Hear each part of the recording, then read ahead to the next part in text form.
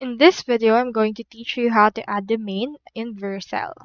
In order to do that, you first need to head over to vercel.com, and then from in there, proceed to click on this sign up option that you can see right here.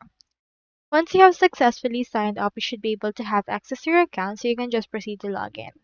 However, if you want to sign up and also create a project at the same time, I recommend you to click on this Start Deploying. Since I already have an account, let me just proceed to log in. Now here is my actual dashboard, and as you can see, I already have a project that I have created.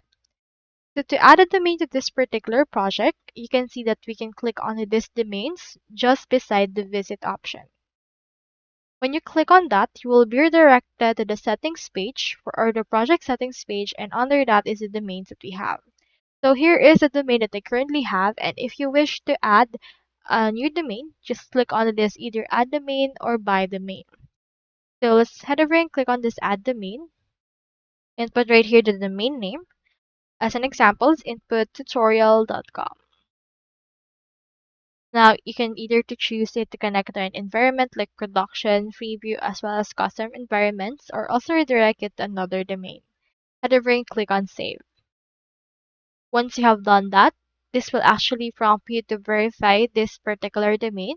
Just click on this learn more and then get this name or CNAME as well as TXT, get their name and their value and add it to your domain registrar where you actually bought it. Once you have added this domain registrar, you will be prompted to actually refresh this verification. So click on this refresh in order to see if the verification has now been added. Another option that you can do is to choose the Vercel DNS, wherein you can move this domain to this theme in order to use Vercel name servers instead of other name servers or providers. So that's all there is today, and I hope this video helped you out.